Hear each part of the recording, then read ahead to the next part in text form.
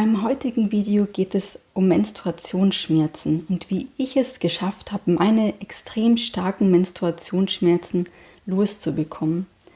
Ich hoffe deswegen, dass mein Therapieansatz, den ich für mich herausgefunden habe, auch anderen betroffenen Frauen endlich von ihrem Leiden erlösen kann. Denn Betroffene wissen sicherlich, wie eingeschränkt man durch so eine Erkrankung in seinem ganzen Alltag ist.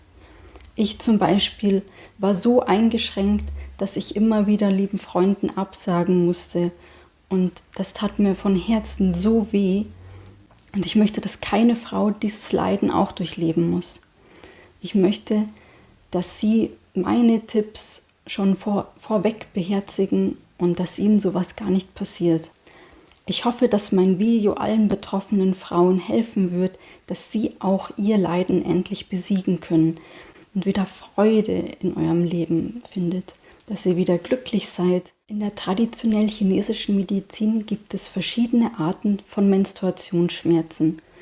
Mein Video bezieht sich explizit auf einen sogenannten Blutstau.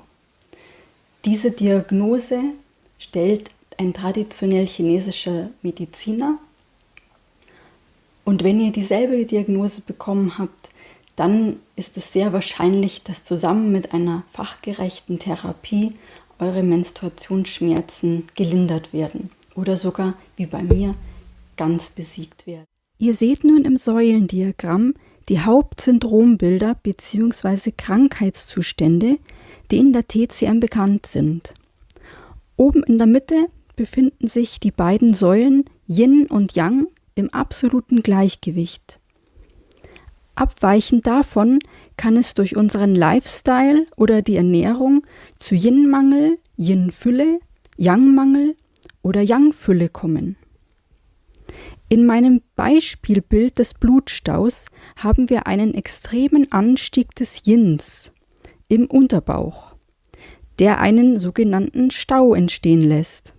Nun fragen sich vielleicht einige, wie zu viel Yin, also der kühle Anteil des Körpers, zu einem sehr starken Menstruationsblutung führen kann, was wiederum ein Yang-Symptom ist, also zu viel Hitze.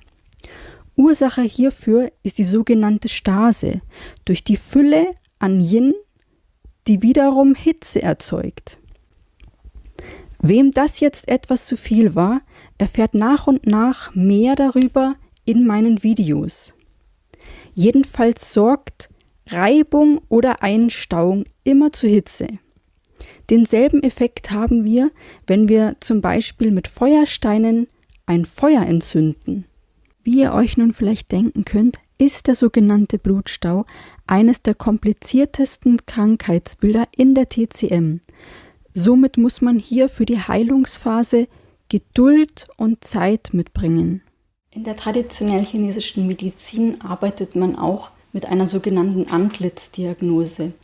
Das bedeutet, der Arzt sieht euer Antlitz an und erkennt dann, was man ungefähr für eine Erkrankung hat. Einen sogenannten Blutstau erkennt ihr normalerweise an starken Unterbauchkrämpfen zu Beginn der Menstruation. Auch an Übelkeit, Erbrechen oder Ödemen. Es kann auch zu Migräneattacken kommen, zu Haarausfall, bläulichen Fingernägeln, einer bläulichen Zunge oder sehr dunklen Augenringe. Auch eine bläuliche Lippenfarbe entspricht dem typischen Bild eines Blutstaus. Es kann natürlich auch zu Gliederschmerzen kommen und zu Akne. Ich hatte leider alle diese Symptome, sodass ich leider jedes Mal außer Gefecht gesetzt war, wenn ich meine Periode hatte. Zusätzlich hatte ich noch eine richtig nervige Menstruationsgrippe. Ja, die gibt es tatsächlich. Ich war auch verwundert, aber es gibt Quellen im Internet, die das bestätigen, dass durch einen bestimmten Hormonanstieg die Körpertemperatur steigt und man so Symptome einer Grippe bekommt. Mit Fieber, Kopfschmerzen, Gliederschmerzen, aber natürlich auch mit Schnupfen und Husten. Ich hatte immer einen ganz, ganz trockenen Hals und Halsschmerzen. Also es war ganz seltsam. Als ich zum Arzt gegangen bin, wurde ich oft nur mit Schmerzmitteln und der Verschreibung der Pille wieder heimgeschickt. Ich wollte das so auf keinen Fall hinnehmen und deswegen bin ich selbst aktiv geworden und habe mir alle Informationen zusammengesucht, die ich finden konnte und habe mir dann mit eisernem Willen selbst geholfen und stehe heute hier und kann sagen, ich bin beschwerdefrei. Und darauf bin ich richtig, richtig stolz. Vielleicht macht das euch auch wieder Mut, dass ihr nicht die Hoffnung aufgeben müsst, dass ihr nicht die Hoffnung aufgeben sollt. Arbeitet aktiv an euch und schaut, was euch gut tut. Hört auf euren Körper und versucht nicht aufzugeben. In meiner zweiteiligen Videoreihe über Menstruationsschmerzen möchte ich in diesem Video mit dem wichtigsten Teil beginnen, nämlich der richtigen Ernährung. Ich werde euch nun ein paar Beispiele nennen von Nahrungsmitteln, die förderlich sind, um eure Menstruationsschmerzen in den Griff zu bekommen. Allem voran ist hier die Walnuss zu erwähnen. Walnüsse enthalten sehr viel Vitamin E und Omega-3-Fettsäuren. Diese lindern Entzündungen in eurem Körper. Aber auch Litchis muss ich unbedingt erwähnen. Denn Litchis enthalten ganz viel Kalium und B-Vitamine, die dafür sorgen, dass viele Begleiterscheinungen eines prämenstruellen Syndroms gelindert werden oder vielleicht sogar teilweise verschwinden. Also esst ganz viele Litchis. Wenn Litchi-Saison ist, greift zu. Ich mache das immer noch regelmäßig, allein weil ich einfach Litchis liebe. Sie schmecken einfach total lecker. Ebenfalls sorgen auch noch Mandeln mit ihrem hohen Magnesiumanteil dafür, dass eure Menstruationsschmerzen gelindert werden.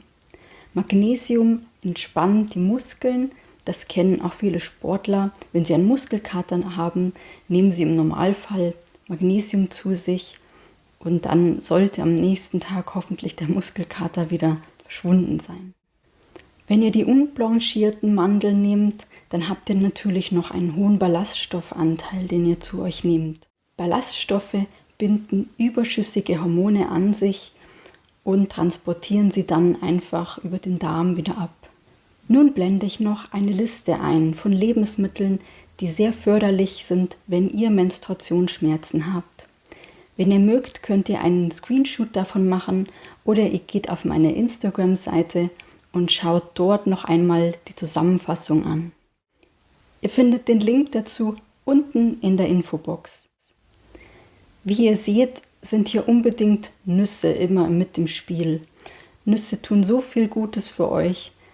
Habt keine Angst vor Nüssen, esst sie, außer ihr habt natürlich eine Lebensmittelallergie gegen Nüsse, dann esst sie bitte nicht. Aber sie sind so gut und ich esse sie jeden Tag. Sie enthalten einfach so viele gesunde Stoffe, die euer ganzes System wieder regenerieren oder neu in Gang bringen oder wieder ins Gleichgewicht. Nun möchte ich aber euch auch noch Lebensmittel zeigen, die ihr auf keinen Fall zu euch nehmen solltet. Unter anderem wären da zum Beispiel Kaffee oder Schwarztee. Sie enthalten beide Koffein bzw. Tein, das eure Menstruationsschmerzen verschlimmert.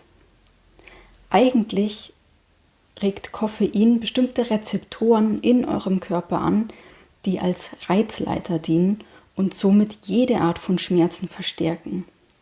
Deswegen bei jeder Art von Schmerzen meidet bitte Kaffee, wenn es geht. Wenn ihr nicht darauf verzichten wollt, dann versucht es wenigstens 2 Wochen vor eurer Menstruation nicht zu euch zu nehmen.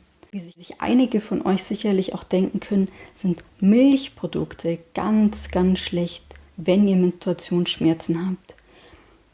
Milchprodukte werden euer Hormonungleichgewicht noch weiter verschlimmern. Also lasst Milchprodukte bitte weg. Denn abgesehen davon, dass viele Kühe mit Hormonen gemästet werden, um einfach mehr Milch zu produzieren, sind Milchprodukte auch noch in der TCM gesehen ein energetisch kaltes Lebensmittel. Was meine ich damit? In der TCM werden Nahrungsmittel nach warm und nach kalt, grob gesagt, differenziert. Das bedeutet, wenn ich ein Lebensmittel esse, wirkt es nach dem Essen mit einer bestimmten Thermik auf mich.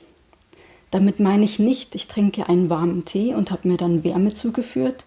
Nein, das ist es nicht. Wenn ihr zum Beispiel einen warmen Pfefferminztee zu euch nehmt, dann werdet ihr einen erfrischenden Effekt auf euren Körper merken. Das ist der energetische Effekt. Genau das gleiche Spielchen haben wir mit einer Chilischote. Wenn ihr sie berührt, wird sie thermisch natürlich kalt sein, außer ihr habt sie irgendwie erhitzt. Aber wenn ihr dann reinbeißt, dann merkt ihr den Unterschied. Wahrscheinlich werdet ihr Schweißausbrüche bekommen, euch brennt der Mund oder vielleicht bekommt ihr auch einen roten Kopf. Das alles ist der Effekt von heißen Lebensmitteln. Wie man sich nun denken kann, werden energetisch kalte Lebensmittel eure Muskeln eher verkrampfen lassen.